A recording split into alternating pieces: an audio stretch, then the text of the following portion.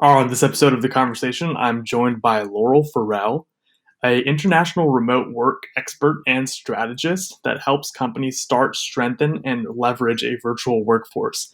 So, Laurel is a subject matter expert when it comes to remote work and works at Workplace Less as a strategist at Utah State University Extension, and previously brought a background as a chief operations officer at Yonder, which was a company offering resources for distributed companies and remote teams, including consulting services, conferences, and a popular podcast featuring interviews with company leaders and others thinking about remote work. In this conversation, Laurel shares with me the lessons she's learned over transitioning to remote work and in her consulting practice, helping other companies transition to remote work, and some of the issues that you're going to run into as you've suddenly made the transition to remote work due to COVID 19. I took my own company remote. And so that was a decision of me and the CEO that we thought, oh, this will be a temporary conversation, right? Like nobody will ever know. And spoiler alert, it wasn't temporary. We ended up keeping it. But it was before it was cool. And so we like played it off as good customer service, right? Like, oh, we'll come to you and stuff like that. But it was just as a COO, the savings, the cost savings that I saw and the employee retention spike that I saw was just too good to ignore. So we never went back. And then I just continued to progress in my own career and led fully distributed teams of up to 500. And then about 4 years ago, I took a kind of a side consulting gig that had been happening through all of those years full time with Distribute Consulting, because that's when I really saw remote work being done in the wrong way. And that was concerning to me. And so I said, well, this is ridiculous. Like, I want any company to be able to adopt a remote work model with confidence and understand exactly what the X factors are between, being the next Envision and Automatic versus the next IBM or Yahoo that had to retract their policies. So that's what we do at Distribute Consulting. Is we're a full service management consulting firm, but specifically on the topic of remote work. Wow. When you switch that remote work model, a lot of things people get worried about, especially managers, is how am I going to make sure my team stays productive? Yeah, this is this is a very complicated question, right? There's a lot of layers to this, but what it really boils down to is that everybody can be productive in their own way. You just need to be able to track it effectively. So we need to stop thinking about productivity in terms of time and location. So this doesn't mean that you have to be at a certain place at a certain time in order to be productive, because we all very well know that people go to an office on a regular basis and are not productive. So just because they're at work does not mean that they're working. So if we shift that mentality and start thinking about results instead of activity and tracking that accomplishment instead, then that's where it really opens up the conversation about true productivity. And then that opens up the conversation even further about where can that productivity happen. And with just technology being as accessible and affordable as it is today, previously teleworking in the 70s and 80s was really only available for very large companies who could afford to make the investment. But now the technology is just a personal investment, if nothing else. So yeah, because of that, we can be much more mobile in our professional locations of where we produce work. And then when you're that manager and you're making the transition over to remote work, normally you have a lot more time to do it, but right now there wasn't any time. No, this was a very different conversation. How do you have that conversation with your team members around how do you approach them the right way and say to them, hey, like we're going to start tracking your performance in a different way than we've been doing previously? Mm-hmm.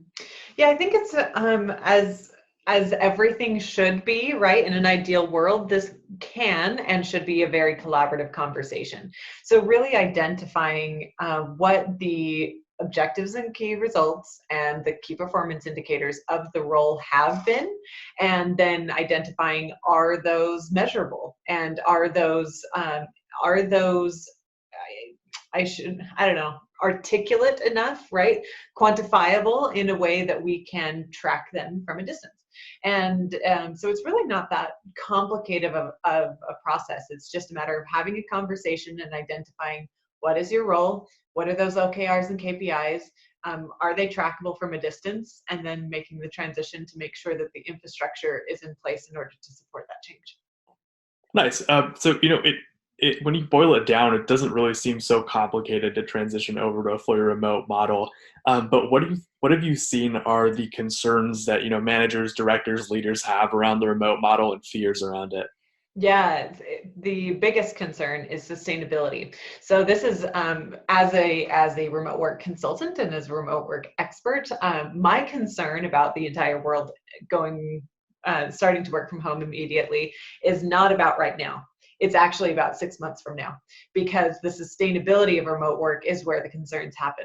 Anybody can go remote for a week or two or a month or two. It's really not complicated. You go home with a laptop and you're probably going to see a spike in productivity, and it's all well and fine. However, maintaining productivity, maintaining engagement, or even strengthening culture over time, that's where we see the problems. So the sustainability of a remote work model deteriorates over time with things like discrimination between on-site and off-site workers, or just lack of transparency and communication, unrealistic expectations, burnout of employees because they're working too much. Things like that are only problems that happen and are visible after a longer period of time. So that's what companies need to be aware of, is going remote is, or I should say allowing remote work is not the same thing as truly adopting a remote work model as a strategy to leverage for business growth.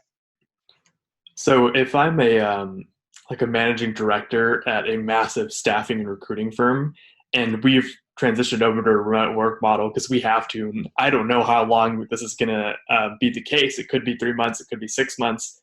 We don't know. What are some things I should do with my executive leadership team? All the different VPs and the different departments to align them properly around creating a sustainable culture for remote work. Mm-hmm. So the critical skill, as well as the critical tool of remote work, is communication. And everybody kind of rolls their eyes at that and thinks, oh yeah, communication, right? Like, I'm sorry, am I in a therapist's office, right? Like, nobody wants to talk about it. But in a virtual business world, you are what you say. You are what you type. You don't have nonverbal communication. You don't have context. You don't have any of that. And so you have to say everything.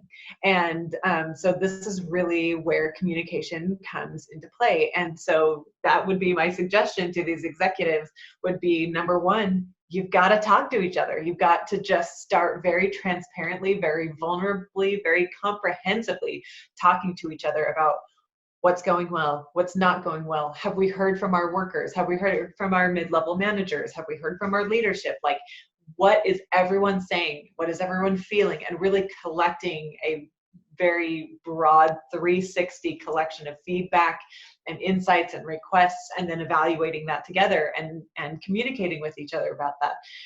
Because remote work is not a one-size-fits-all thing. It's not like everyone's going to be a 100% distributed company overnight. So in order to identify exactly how your company is going to uniquely leverage this, you've got to talk to each other. You've got to brainstorm together and figure out what this looks like based on your unique industry, on your unique workflows, products, services, processes, size of workforce. All of it needs to be customized. So obviously a consultant can, and I highly recommend that they help you with that discussion, but at the very least, just talk to each other, and you'll be surprised at what you can get through as a team. Absolutely. And then really making sure you document that strategy once you've written it out, and then align it to every level of the organization. And I think let's drill down to the employee level. You wrote this article on Forbes about academic research around the 8 skills critical to work from home success. And I think I would just love to hear you talk some more about, what these skills are, or not, maybe not all 8 of them, because I don't remember everything I write in my articles, but a few of them, and how you can support your employees in developing these skills if they don't have them already. Yeah. So what these 8 skills really boil down to is one broad term, which is self-management. When you, let's say, quote, escape the office, right? Everyone's so excited that they get to wear sweats and they don't have to, commute to the office anymore and get stuck in traffic. And they're so thrilled with the convenience of remote work. But what they forget is that there's actually a lot of benefits to working in an office. There's a lot of nonverbal and contextual and environmental benefits, such as, you see somebody walking towards the conference room and you think, oh, that's right, I've got a conference meeting happening. Or, your boss walks behind you and you're like, oh my word, like all of a sudden you've realized that you've been in a rabbit hole for 2 hours and you think, oh, well, I've got to hurry and get that report then. Like, there's just little things like that that actually make a big difference in your productivity throughout your day. And so when you enjoy, and you pick up the stick of remote work and you think that you're only holding this side of convenience and freedom, right? But what you're forgetting is that the stick has 2 sides, and on the other side of that is management. Work still needs to be managed. And if you are not right next to your supervisor all day long, that means you, as a worker, are now responsible for managing yourself and your work all day long and all week long. And that is a really big responsibility, one that most people underestimate. So I think that these soft skills that we're talking about are things that are critical to self-management. Things like proactivity and communication and empathy. It really boils down to, am I dependable by myself? Can I get the work done by myself? Can I ask for help when I need it? Can I identify solutions to problems, and can I articulate what the problem is by myself? It's really this deeper level of independence, but then also as an independent, also being able to communicate and collaborate and unify with people that aren't in close proximity to you. And that's where the other skills like empathy and, again, communication come into play. Is, when you write messages to each other, are you able to identify how that's going to impact other people? If you can't see them and you can't see their reactions, like, are you still aware of their feelings? Are you still thinking of them even when you can't see them? So yeah, there's a resurgence of the need for soft skills in our workplaces. So I also read this other article on Forbes that you wrote on the 5th of April, I think, and it was the article's titled, "Ironically, Remote Work Advocates Warn Companies About COVID-19 Work From Home Strategies," which I love the title as a marketer. It's hilarious. But like, why are you and other remote work advocates speaking out against and warning companies about their remote work from home strategies? It's exactly what we mentioned just a few minutes ago, which is companies are going to send everybody home with a laptop and say, oh, okay, well, that was easier than we thought. Great, we're a distributed company now.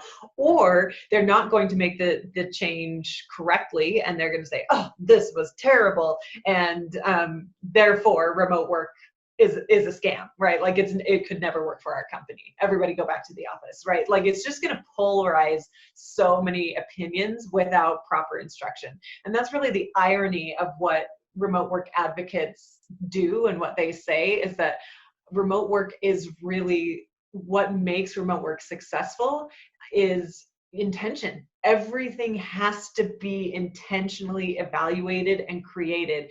And so it is painfully ironic how we all adopted this work from home model so quickly, is because that intention never happened. The consulting or the education, the preparation, the case for change, the research, all of that we usually not only recommend but require for people that are adopting this, none of that happened. And so that means that most people are coming into this very uneducated about how to make it work, how to make it successful, and like we said before, how to make it sustainable and and especially beneficial to the company. They're just not getting access to that information. So that's why we're concerned, is because in terms of a change management process for remote work, this was about as horribly as it could have been. That's fascinating. And I mean, change management is change management, whether you're transitioning to a remote work model or whether you're deploying a new technology and doing digital transformation. And I know you've touched on a little bit of this already, but what does a proper transition to a distributed company actually look like? What's the normal timeline? So we have a four-step process at Distribute Consulting that is based on our years of experience and doing this change, facilitating this change management process with many, many different companies. And those four steps for us are, the first one is evaluation. So everybody that comes to us says, something's just not quite going right. And they think it's kind of like this on-off switch, right? Like, well, remote work is either going well or it's not going well. And it's like, no, it's actually quite complicated. So we start with a very comprehensive evaluation about what is happening. Is it a problem with your workforce? Is it a problem with your management? Is it a problem with compliance? Like what is this, deeper problem? What's the root of this? So that's the first step. The second step is that we fill those gaps with resources. So, if it's compliance, maybe their remote work policy was written really poorly or not written at all. Or maybe the workforce hasn't been trained or aligned on expectations or something like that. So we identify what those gaps are, and then we fill them with the correct infrastructural changes. Then we give training to everybody. And this is a requirement because there's just so much information in remote work that you don't know what you don't know. And that's really what it boils down to, right? Like, you assume all of these things about working from home or working from anywhere, and you think, oh, okay, and it's all assumptions. But everybody's brain is different, and everybody's brain makes different assumptions. And so it's so critical to get everybody aligned on what expectations are and what this change means for the entire company so that they can move forward in this direction unified. And then the last step is an ROI calculation. So we project the financial benefits of adopting remote work for the company, because that's a very compelling case for change.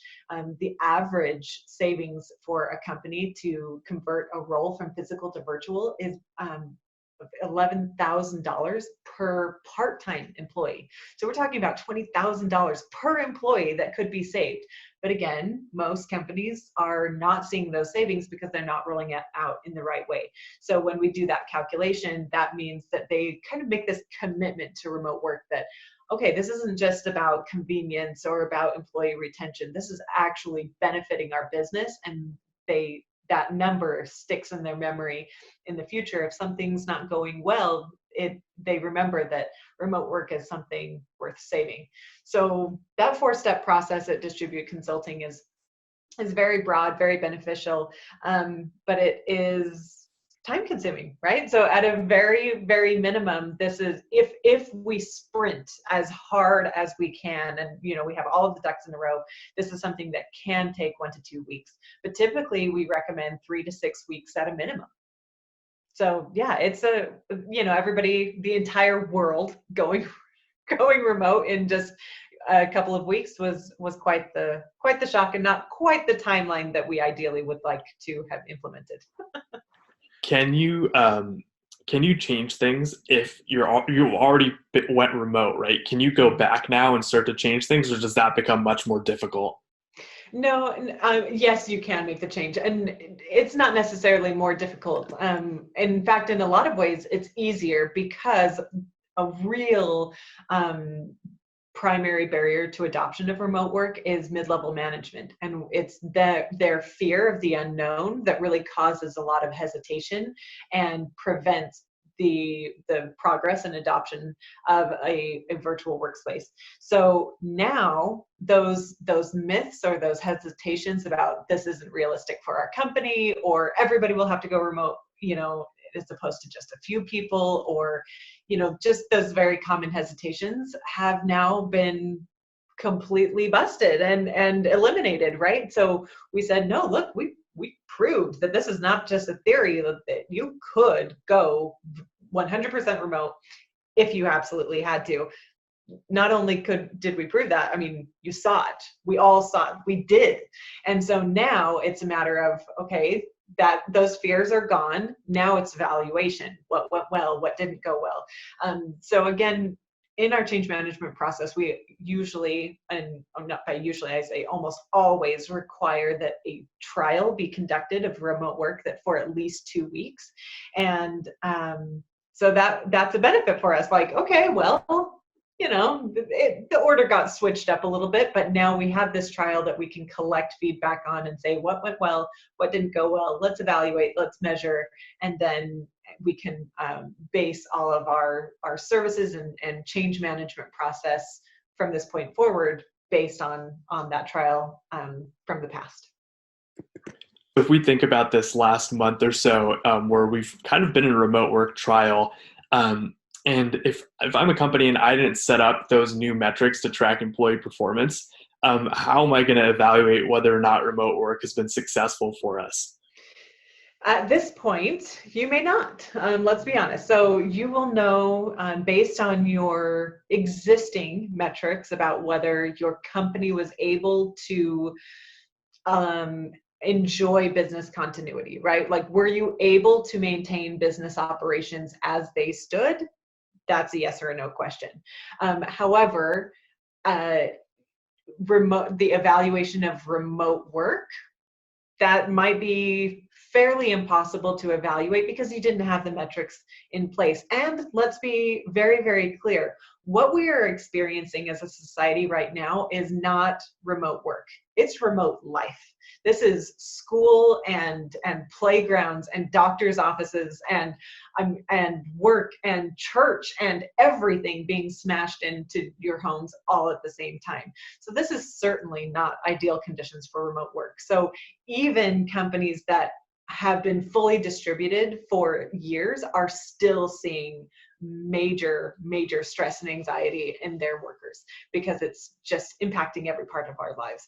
So I think that, and if a company were to evaluate was remote work successful or not, stay focused on the metrics that you did have in place about business continuity and just general operations. And then from there, we can say, all right, let's just evaluate, was this possible or not for your company? And then from this point forward, we will create a more comprehensive strategy about adoption and create some very clear and specific quantifiable metrics about what is and isn't defining success in your organization.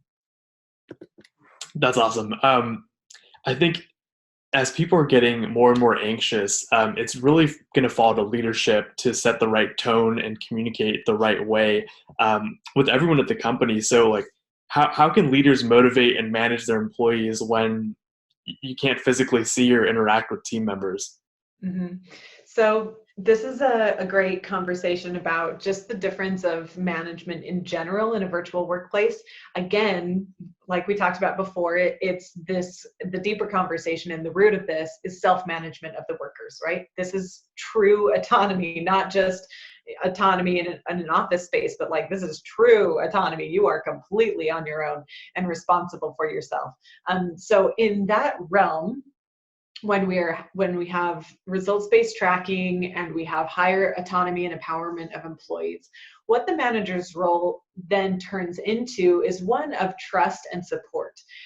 That no longer are they directly controlling the results, because if they do and they try to, that turns into a very dangerous micromanagement situation. So instead, we allow the workers to be the ones with their hands directly on the results and the production, while the managers take a step back and support them in a different way. And we say, how are things going? Is there anything you need help with? How are you feeling today? Is there anything I should be aware of? Hey, just checking in on the status of this. Like, it's a very supportive role. So we are supporting the workers as the workers then control the results. And so it's an indirect management methodology, but it can feel a little bit vulnerable, right? It can feel quite different to a lot of managers. And so it is very important that they get some training on how important they still are in just the organizational chart in general, right? Like the role of manager is not going anywhere anytime soon. but the scope of work is changing. So I can imagine being a executive and just being completely stressed out and overwhelmed with all the things that are changing. Yeah. So if you had to boil down the right way to approach remote work to like 1 to 3 values like trust or transparency, which ones would they be? The big three are trust, culture, and communication. So trust is what allows that indirect management method, but also that results-based tracking, right? We're just going to be less concerned about where and when results are produced and focus more on the who and the how. And so that gives them the space for flexibility and schedule flexibility or workplace flexibility.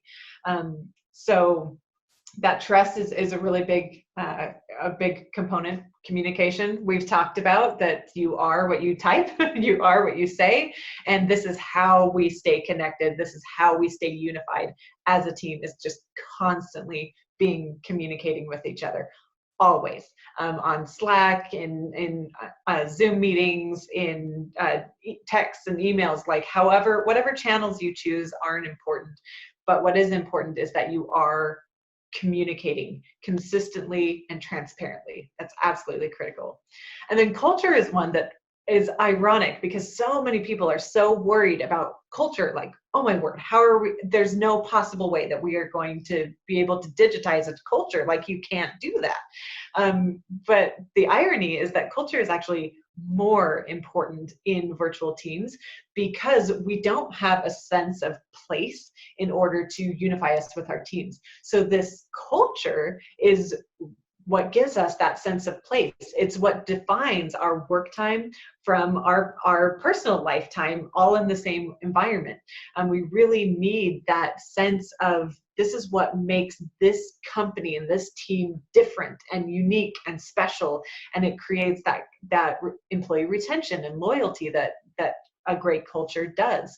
So I think that it really boils down to leaders understanding that culture is not about proximity. It is not about sharing the same time in the same place. It's about human to human connection. And you can have somebody sitting in a cubicle 5 feet away from somebody else and still feel incredibly lonely. So it's about really, how can we make sure that our entire workforce, individually and collectively, understands that they are a valuable piece of the puzzle in our company, that they are individually recognized and remembered, and how do we keep everybody on the same page and making sure that they have access to each other. And that's what it's about. It's not about shoving them in the same room and hoping that happens. It's about creating channels and rituals and opportunities for them to have that human to human connection regardless of location. And if if I'm listening to this right now and I'm like, okay, sold, I need more help with remote work. I want to put together a strategy, I want to follow a model, and I want to operate with the right values. Where can I go to get more information from you and your company and learn more about this whole process? Yeah, so my name is Laurel Farrer, and I'm the only one, so it's pretty easy to find me on LinkedIn and Twitter. That's a great place to start. But then also the company that I own is called Distribute Consulting, and that's just distributeconsulting.com.